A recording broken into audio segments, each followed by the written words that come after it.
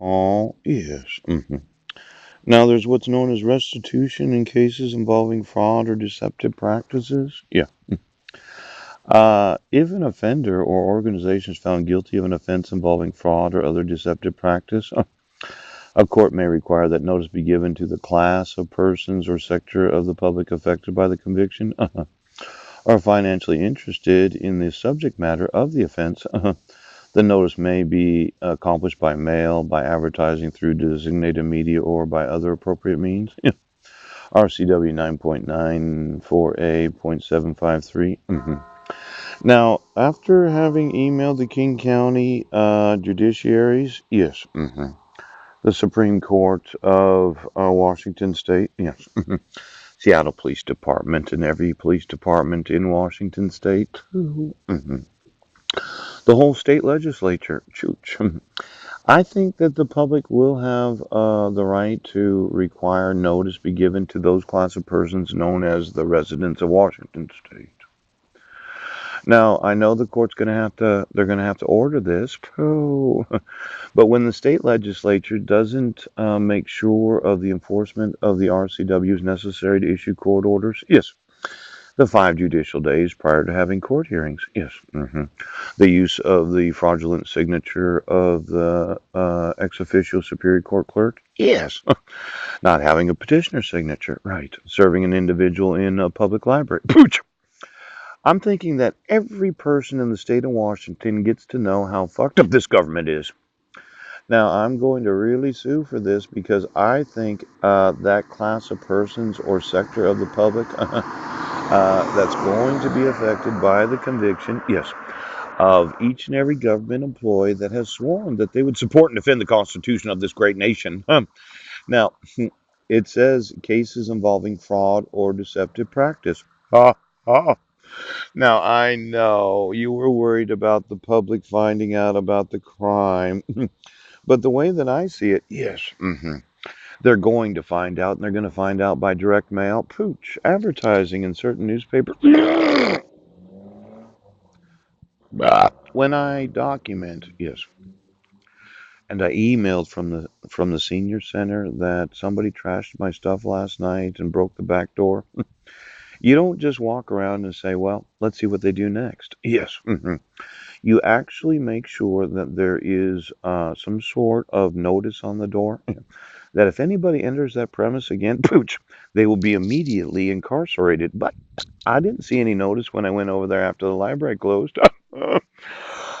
I didn't see any notice after I'd been to the senior center. Pooch, I didn't talk to any police officers, and nobody called me on the phone, and I didn't get any emails. Pooh. Now, you would have thought after 1,500 emails from the senior center and leaving there at 2 p.m., if somebody, in the United States would have gotten the actual documentation of the recording. Yes. And then what I had said this yesterday morning, yes. But then after I sent it from the study room, you would have thought that somebody would have made absolutely fucking sure that my stuff would have been there. But you decided to. You didn't have to do it. No. Well, when I was looking through this, there's what's known as criminal impersonation. Yes. Now that would be 9A.60.040. Yes. Criminal mischief. And then criminal mistreatment. Yes. One or two. Yes. Criminal trespass. Against children. Then there's custodial. Oh, what is that? Hang on just a second. Well, it's actually, I think it was custodial assault, custodial interference. Now, is it considered an assault when you decide to trash my pooch? Is it considered custodial? Well, let's look at each one of these, okay? Because these are felonies, right? Let's say you impersonated the actual ex officio superior court clerk. Yes, it's a Class C felony, pooch. But the conspiracy, they get a gross misdemeanor. Then there's criminal mistreatment, probably too, when you arrested me in Sequim, Washington for a failure to appear where I didn't fail to appear because you violated the conditions of personal recognizance. And I told the officer, I said, "Don't. The handcuffs are too tight." He decided to tighten them tighter. Which I would think criminal mistreatment too is a Class C felony, officer. But for all of those in the conspiracy in Sequim, Washington, that just had to arrest me in Sequim instead of Port Angeles, you would have thought since I was actually here the whole time, emailing probably. Yes, you might have gotten an email during that time from September. Well, the hearing was on September 27th. The failure to appear was issued on September 6th. Yes, when you gave me 2 judicial days because the judge requested my presence in court. Now, for all of those in the conspiracy, okay, when it says you, the individual officer, get criminal mistreatment, C felony, yeah, all the rest of the officers, they get gross misdemeanors. Pooch. Now, there's criminal sabotage. Okay, you didn't intentionally. Oh, that's I didn't underline that one. How about custodial assault? When you piss on somebody that happens to be a father, and I oh. Custodial interference, issuing court orders. I was looking through this. Is that a permanent court order? Because it says that after you issue a protection order for 2 years, the next one's a permanent court order where you don't. Well, here's the problem. In 2011, I wasn't a resident. Yes. And then there was that fraudulent dissolution of marriage where you waited more than 14 days to have me arrested. Yes. And then there was a reissuance of it by minute order. Yes. And then there was mailing and publication, but I don't. It should have been certified mail. I just wondered when the mail was in where'd you send it at? Because they do have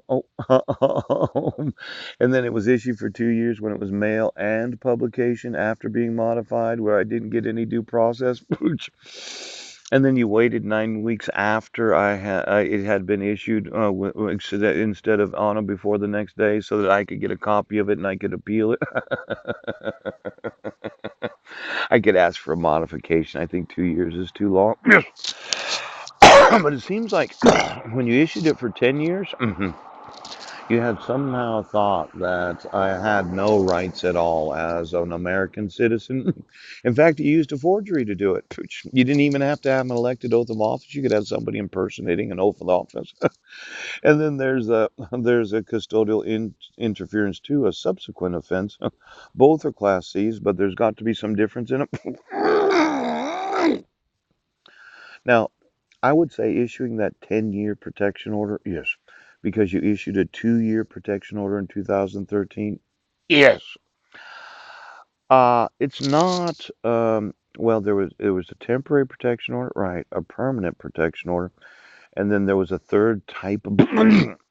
I looked through it. It said sexual. Well, I never sexually violated my wife or kids. She alleged that I had grabbed her arm or something when I had squeezed her hand. Yes. Mm. I think Brent Basting got confused about exactly how long. Oh,